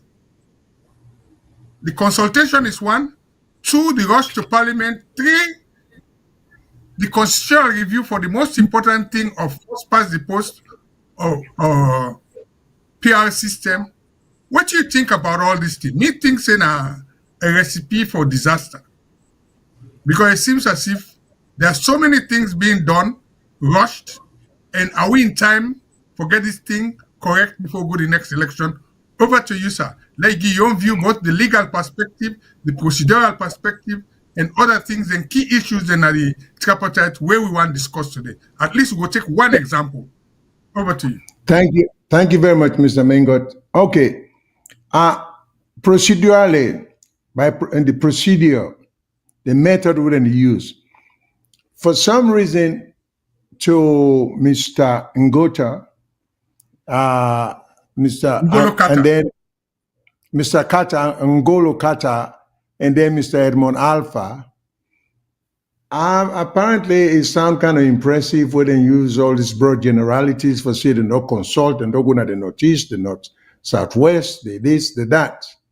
But let us look at the substance, the practical aspect of which they refer to. First of all, we have to ask the question: what constitutes consultation in the legal sense, in a meaningful sense, as opposed to what just what you would call going through the motion. In today's world, they don't even need to go all around the country because a Zoom conference can be held where people can be seen and heard if it is necessary. Okay? So it is not necessary, it's a waste of funding, and it's just a waste of time. And it doesn't have any substantive meeting with all this consultation when they talk, say, they don't do. That's one. Two, like I say, they keep referring to national dialogue, national dialogue. What entails national dialogue? Is it just ordinary citizens talking to each other? Because if we talk about a constitutional drafting, constitutional issue, or the ordinary person has no role to play here because he doesn't understand any of it. This is where expertise come into play. And then Mr. Ngolo Kata, they talk about all the people that want to know consult from here to Jericho. But you keep using words like, oh, they would all get the legal department now saloon, would all get some foreign lawyers, them now this and that, would all get this, would all get that. But nothing specific for let we get an understanding of whether they're even consulting the right-minded people. So, third question I want to ask, well, proceedings like that where the names say they don't go all around the country and talk, they should be recorded. They should have a recording of them proceedings here. Both, if they do it virtually, then forget video recording. You know, I don't think just audio will do justice. So do they have, I like to ask them place where Mr. Ngolo Kata talk about and where Mr. Edmond Alpha talk about, did they do any recording of the proceedings them that them places here wouldn't go? And so the public will make an assessment of what was said and what is being done and what is the purpose, because this same thing can be achieved by these people just sitting in Freetown, do a video conference from different locations. Technology is so modern now, this can be done very easily. And now, somebody the post says Boye to be blamed for this, so people don't seem to understand. We are not casting blame here. We are talking about what needs to be done for the good of the country. This is what people need to understand. People get overly sensitive because of President Boye and the president. But we are looking beyond President Boye. We are looking what is good for Sierra Leone. We're looking for what is good for Easterner, Westerner, Southerner, all of that. President Boye is not even the issue now. He just happens to be the president at the moment who is operating under the existing laws of the country. I want people to understand that. This person is asking this question. Is it to be blamed for this? No, nobody's casting blame. The issue is tripartite recommendation. How are they going to implement it, and what steps have they taken to comply with the tripartite recommendation? Now, you see the interviewer where he asks all them people and say, we don't talk to the people. Because I take the position that the ordinary person, No, this is way beyond their understanding of what is being done. You know, because to me, when you go to the ordinary Ghana treat, when they drag, well, I don't mean in a disparaging way, where a concern about the hand too much, and not get employment, you go tell them something about you, they try for set up, or would they try for meet the recommendation of the Tripartite. He doesn't know what you're talking about. And he can't contribute anything to that anyway. You know? So these things are to be left with a group of well-meaning, well-knowledgeable, and well-intentioned people in the form of a commission, a group, or when I set up a commission, and ask to the general public for people in for come, let the commission take information and when I record what people in the camp would say. So, and enable some of us abroad. Get us into this discussion. So it's not enough to go now the Eastern Province, we include Kalaun, Kono, Kenema. It's not enough for going to the South because you include Moyamba, Pujion, Bont, and Bo. It's not enough for going to the North. All the talk about Karina and all this new and Putloko and Tonkolili and Mombali. It does nothing. There are people like us who also are very much informed and probably have constructive suggestions abroad. So the only encouraging thing me here in Aya, when I say part of the voting or part of the recommendation talk about early voting for the diasporans them, which is long overdue. You know, we're not to live up to a potential because this is not something that should be even the Western nations should be preaching to us. We should know that, which that is something that should come to us naturally. And then, but we are not even talking about that. They're not the consult diaspora at all. So this is, if we want to consult, the diasporans, I think, should be first in line. And what we say then, what we say diaspora, you know, that's called one or two people who want to know and consult them. No, it will be done in an organized fashion. So some genuine, good faith effort for rich people who can make meaningful contribution. So we are not trying to suggest, we're not talking about any suggestion we could keep one party in power for an unreasonable period of time, because we all know, I don't care whether you're APC or SLPP, as we always say, these two parties have done a terrible job. They've not run the country as expected, efficiently. So I don't know what the fuss is about. Why people in the talk about them two parties as if for say, oh, they've been so great to us. There are a lot of comments coming in. I would like to read and then get back to me co-host. Like I say, to be fair, you guys should be comparing the former president's speech and the current president's speech and success. Why? Why compare? Why make comparison between Ernest Koroma and the current president? Well, it's what's happening now that is affecting people, not what Ernest Koroma do. So why compare? Now, there could be a basis for a comparison if there is a reason to compare. But we don't have to compare the speeches. We're talking, Ernest Koroma didn't give a speech from the throne. It's President Boye, who's been in power about 7 years now, who we should be talking about, not to Ernest Koroma. So whoever is calling and talking about should be comparing the speech. That's not even the point at issue right here at all. Boye and his team live in parallel universe. The self-congratulatory affirmation and projections about food security are in variance or at variance with the reality on the ground. This is someone's comments. Okay, let me keep reminding some of these party supporters, stop focusing on President Boye. We are talking about trying to put a constitution together for the future. The reason why we're struggling with this now, that's because 1991, Abdullah Conte and a bunch of people view things the same way we wanted to call now, to try for talk about the Boye government in terms of thinking he's been, because let me look at the APC, the Momo government. Okay, I don't know why we don't learn. So that's not the issue now. The issue, Sierra Leone is the issue. What is good, and what is good for the Timini man, the Limba man, the Mende man, the Creole man, is good for everybody. And in fact, there is no kind of documentation that we ever draw we're good for one area of the country. It's impossible. It has to be good for everyone, or for affect, we're all the same. So we must keep this mentality out, open our mind that we're talking about Sierra Leone, not about SFPP per se. The only reason why SFPP and APC name they come into play because they are saying, give us the authority again. And we are saying, you guys are not fit. We'll get a record. That's the reason why a record exists.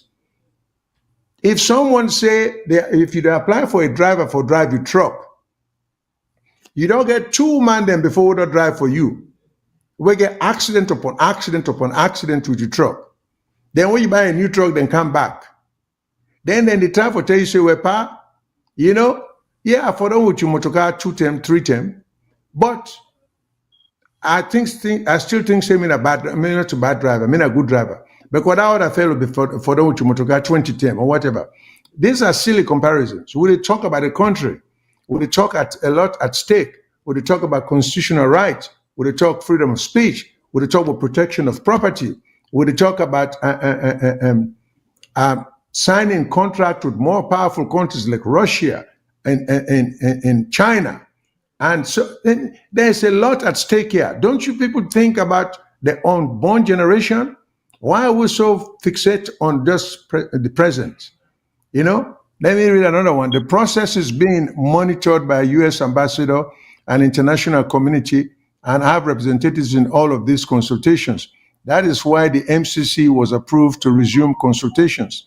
Well, that remains to be seen. And we don't know what constitutes monitoring, you know, because the U.S. ambassador is here to represent the interests of the United States, not to represent the Sierra Leonean people in interests. So I hope whoever send this comment. So monitoring could mean something totally different for the U.S. In terms of their own vital interests in Sierra Leone, not necessarily for the best interests of Sierra Leone. Gentlemen, these stalwarts are deeply tribalistic. They are concerned about their tribal loyalty and party over the country. That's true. That's what I think too.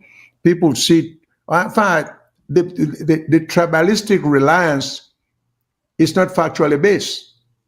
I keep saying that because unless someone tells me, if you support a party that is presumed to be a northern party, or you support a party that is presumed to be a southern or eastern party, that when any one of them party are in power, the life of the people, if it's a southern party, so-called southern party, that the life of the people gets so much richer and so improved, then it makes sense to me.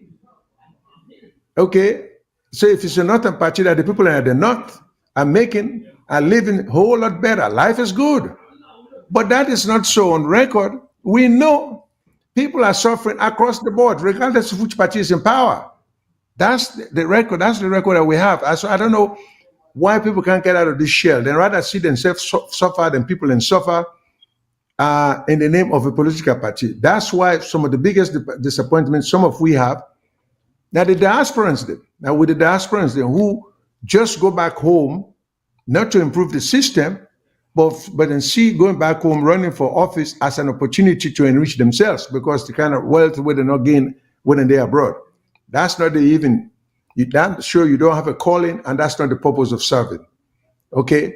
So again, Mr. Mengot, I have a lot of comments I can make. So let me know. What there is a thing, Mr. Ngola Carter talk about. He said he confirmed that we'll get 2 electoral laws, 38 and 38A. So they are very much aware of it that these 2 laws are there on the books.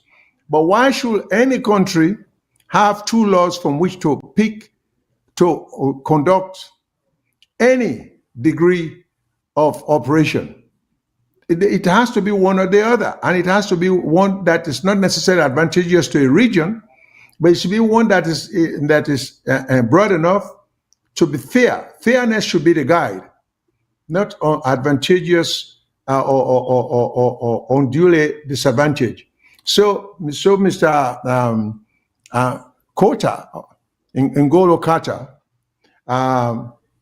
did say there are 2 laws, 38 and 38A, I don't even think that should even be the situation. We should choose one, and nullify the other.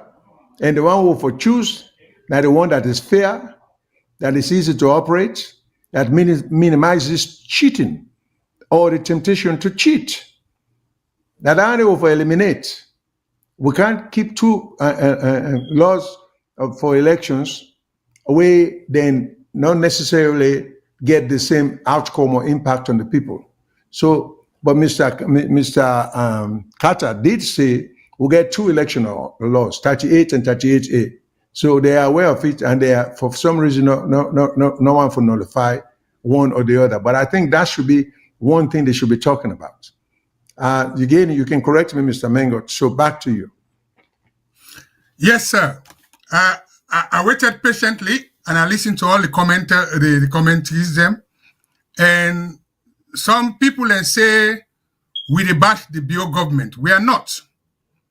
Some people say we for compare with Anesco Omar's speech. Let us stick to it. Okay, now me want to make a challenge. And a very practical. I want to stick to President Bio in speech and what he say and a challenge with at hand, because it talks say that we have a challenge. And I'll tell you what in a speech, like go what the presidential say. Then a paragraph 167, he said, in addressing the challenges within our electoral system and institution, my government has chosen the more challenging yet commendable path to reform what we have inherited as flawed. So in other words, what they say, government don't commit say, waiting we inherit, not just the own term, before we are flawed. So we get one challenge now. And I will refer to the major thing where now the appointment of the Electoral Commissioner, when I am the Chief Returning Officer. Because one of the posts we talked today, this video will show, now Mr. Edmond Alpha, when I the president don't say, they act, because the substantive member, when a corner, they on leave, and they not intend for comeback. But if the president say, in government committed, yes, he not go left the office vacant, he gets somebody where they act. Just like how he gets somebody where they act for the clerk of parliament when they appoint her. But law left down, the last stick to this electoral commissioner. And if the government committed, let's look at one recommendation.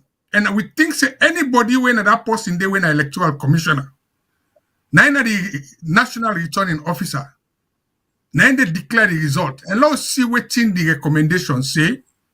And let's see if the president in good faith go stick to that recommendation there, because he don't get opportunity. Okay, let's go to Ramle in all see. This now recommendation 35. And I talk about for amend section 2(3) of the Public Elections Act. We mean say either they be electoral commissioner, you get professional qualification, you get experience in governance and public management, and the requirement also we get for amend section 32(4) of the Constitution. So they said during the electoral cycle and the review, right? Section 32(3) of the Constitution make the appointment of the member of the Electoral Commission subject to consultation with the leaders of all registered political parties and approval of Parliament. So it means say we come back to that same old age where say consultation, waiting a consultation.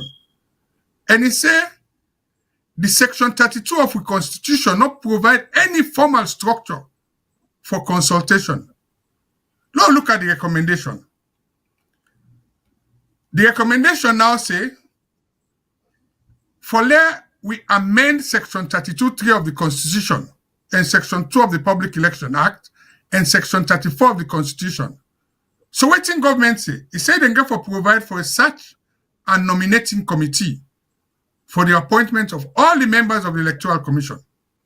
So in other words, the one the way they said the one the way they now, including Mr. Edmond Alpha, when are both commissioner for South and also acting. Does that mean they go relinquish their position and we go appoint new people them? Waiting at this such thing. They also talk about the GIWI, that is gender women's empowerment. So the search team include the Interreligious Council, the Bar Association, Civil Society, Labor Congress, Association of Journalists, Women's Organization, Youth Group, and Public Service Commission. So President by now, or the government by now, they say within 6 months of their establishment, therefore don't try for establishing such a nominating committee. We will finalize the Electoral Commissioner in job description, in role and responsibility, and also consultation with the Electoral Commission and stakeholders in Parliament. Then go ask for application for people them. We want to be Electoral Commissioner.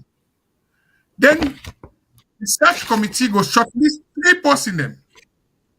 Within 3 people in there, the name will go to the president, and the president will appoint one of them as commissioner and then submit them to Parliament. So that is the challenge. Right. So we don't see a case where the position now temporarily vacant. They don't get somebody with the act in good faith. The challenge now, will the government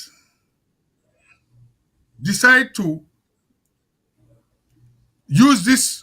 implement this recommendation 36 of the Tripartite Commission? Because if that is the case, all the commissioners, therefore don't declare them post vacant and we appoint new one according to the new system. And then say this search committee for don't form 6 months before the appointment. If up till now, we're in 6 months, till next year, which is 2026, they will talk about elections in 2028, and then commissioner, including the chief electoral commissioner, now then get for conduct the election. And also remember, say we get now we books say the electoral commissioner can consult with the president for choose whichever system. Because if we want to do first past the post, we get for doing with the constituency boundaries then. And for do the constituency boundaries then, we need census data. And the next decimal census will mean every 10 years, because the last 10-year census have been 2015, for be 2025. So if we do on 2026, say that they look and done, December 2026, it will take almost 12 months for validate. And according to EU and ECOWAS law, we cannot change electoral rules 6 months before election. So listeners are telling us, say, because of the timetable, it is most likely that we will go back to the PR system. Based on this timeline, what I don't do. Then also, Mr. Carter, he say, then constitutional amendments where they don't make, then go submit them to Parliament in September. Parliament don't come. So I know they go Parliament now, Parliament they go approve them when consultation not there. And then I say that they go into consultation. So for the people then where they talk, say, we the bash government or we the attack government, these are practicality, because if we not get them right now, it will cause problem. Because we listen to one of the opposition leaders and we make some remarks where I not go associate myself with. Say if anything happen, something will happen. And especially today where they broadcast when at the 10th of August, we all know it will not be the 10th of August. So for God's sake, for the sake of Sierra Leone, I think say the government for start firstly in all the recommendation. Now disband the existing electoral commissioners them and implement this recommendation here where I don't talk about. Within the recommendation 36. if the government can do that, they will not say in good faith they want to follow the tripartite agreement. Because the 80 recommendations, and we get 17 where na constitutional review. And then go and do and two statutory instrument. And then I listen to the Attorney General, say when done down there, he go and do the other and when I entrenched clause, they will get one new constitution for going to referendum. Is that possible within next year or the next 2 years? In fact, the jury is out. Over to you, sir, on mere observation. Yeah. And based Okay. on necessary sections of the Constitution and reality. Okay, the Attorney General even to talk about entrenched clauses. Well, if there are entrenched clauses, that by implication means these are just clauses that cannot be so easily changed, that they therefore go through extensive process. So what is the process for changes entrenched clauses? Is it that just because the Attorney General and a handful of people referred to on paper decide, say, this is entrenched? You know, the entrenched clauses and the Constitution should remain where they are. I don't think the solution is just go back to the Constitution and start changing stuff without extensive discussions with people who know what to do. Again, if we're trying to cook the books in terms of calling what we think is modification or changes by the recommendation, we're going to be back on square one. I'm telling you people this because we therefore handle this electoral or constitutional change or electoral changes with seriousness. This is not a political gamesmanship, if for be, which it appears to be what is happening. Because the end result, the eventual victim of any bad law or deliberately skewed laws is going to be the country. And watching at the country and the people.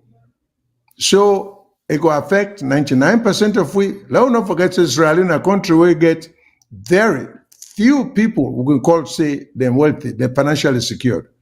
99 or more percent of the population are just hand-to-mouth.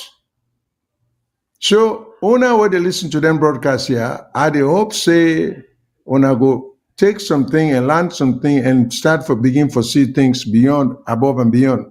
We get a couple of more things then we will discuss section 32, but definitely we also want to discuss parliamentary decorum. We will not even come to, but we don't see, like Mr. Mengot said in the opening, we don't see behavior in parliament that we think, say, should be stopped. And parliamentary decorum is about time, it's long overdue. Because with parliament, we cannot turn it a marketplace of shouting and people talking over people. People have no formality in the way they conduct themselves. But that's what we've been seeing lately.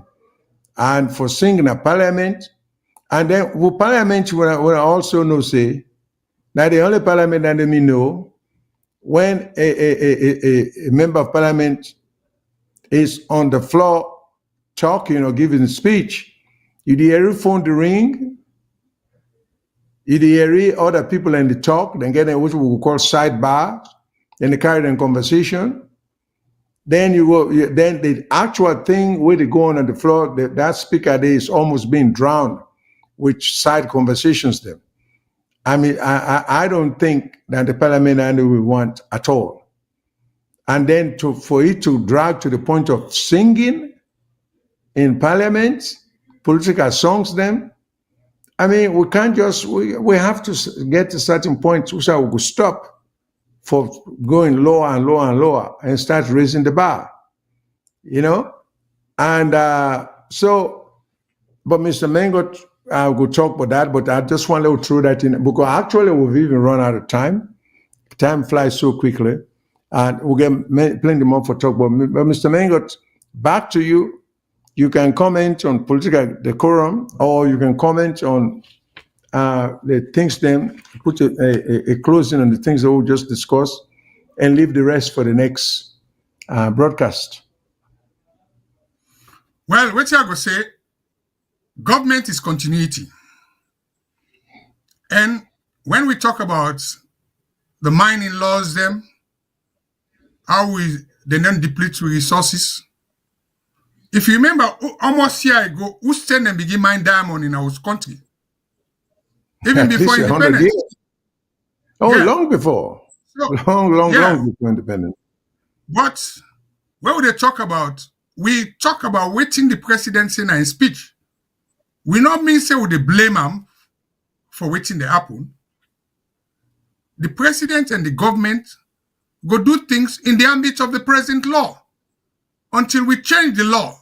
Because I remember the previous government been get a very low percentage of tax. This government come, I think it was 5, then bring up to 10. That's good. But it's still not enough. So we not just the put and the politicians in general, but being as the continuity, we will still continue for talk about this tripartite. And I feel to say one video they will want play, we will end for give people them food for thought. For the next edition, we will bring special people them for discuss dandy. If the controller can play for we, they'll go end with that, and you go give you closing remarks. Over to you, sir. The Speaker of Parliament, Honorable Singapore Solomon Thomas, has proposed a new electoral system where power is shared between the ruling party and the opposition. As part of the new constitutional review, he suggested that, for example, if one party wins 70% and another 30%,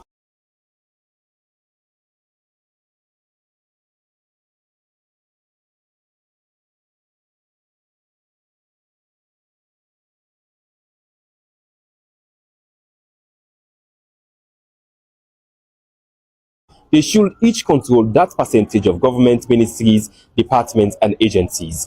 He said that the winner-take-it-all system has divided the country and that the new idea made in Sierra Leone could promote unity and inspire other nations. Constitutional review, I would also add a bit to that. The PR system must be extended to the executive also. The PR system has worked effectively in Parliament. I strongly believe if we can extend that to the executive, then we will not be that desperate when it comes to elections. You know, the winners take all electoral system we have is actually dividing this nation. Because somebody in another political party thinks if we do not win, we are out of it. That person is definitely going to be desperate.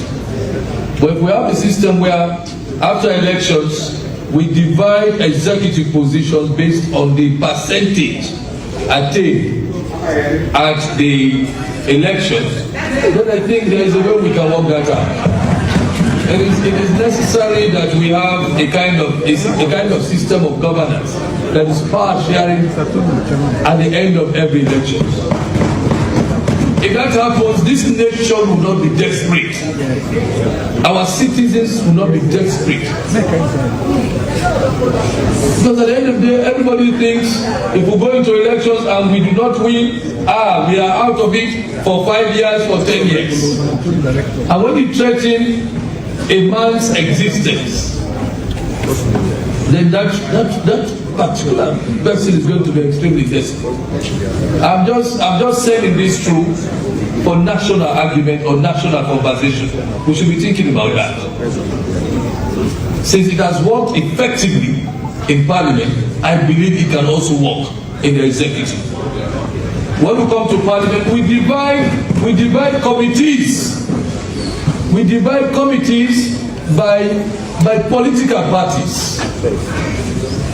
We have the opposition party taking certain committees. Let's assume these committees were ministries. But we find a way where we craft that in our constitution. They will still be under the control of the president. If you are nominated by your party and appointed by the president and you misbehave, the president can still get rid of you and ask your party to give somebody else. That will bring in some form of control. But we need some kind of power sharing system after every election. Otherwise, the more desperate we become, every time we have an election, we become desperate. At the end of the day, it's not good for national cohesion. I'm just thinking aloud, this by pinch of salt, for national conversation. Yes. Over to you, sir, for the last word. Oh, well, I have no argument with the speaker. The speaker says that's for national conversation. It's food for thought. So I see nothing wrong with that. But in fact, I think this so-called Mr. N'Golo Carter and Mr. Edmond Alpha, that should be the principle upon which they should do their work. Instead of just telling us what they've done, what they've complied with that no one has seen, to put these things out there and say, this is what we want to recommend. And let the public decide before you present anything to Parliament. So if they will, they say charity begins at home. What the speaker is suggesting, I think it's not a bad idea. Let's debate it. Mr. N'Golo Carter and Mr. Edmond Alpha, they should tell us what they're trying to propose. So far, how far have they gone? And these are the things we want to propose to Parliament. Just don't jump and go to Parliament, because Parliament is going to try to propose whatever the government proposes. So step back and let us see what you people have in mind to recommend to Parliament or to try to introduce to Parliament, and let's go from there. So this national cohesion, I'm not so sure how the 60-70%, for example, that he used can walk into as far as the presidential election, but that might be an ingenious suggestion. And let's see how, let's know, tell us how that will work, and how that will be national cohesion and national unity and all of that. Because at the end of the day, we're talking about efficiency. Maybe that might be the political genius of the 21st century. We don't know. So that's all I have to say, but I don't have any more comments towards that. Well, Fambulem, I just get to say goodbye to you now, and thank you very much to all the one-way comments, the good, the bad, and the ugly. We can take criticism, and we need your support in this general debate, because at the end of the day, we want to get it right from Sierra Leone. So for me, from sunny Surrey in the southeast of England, I'm saying goodbye, tata, until we meet next week. And goodbye to everyone. Thanks for listening. Please tune us back next week to see what else is on the agenda. Thank you very much.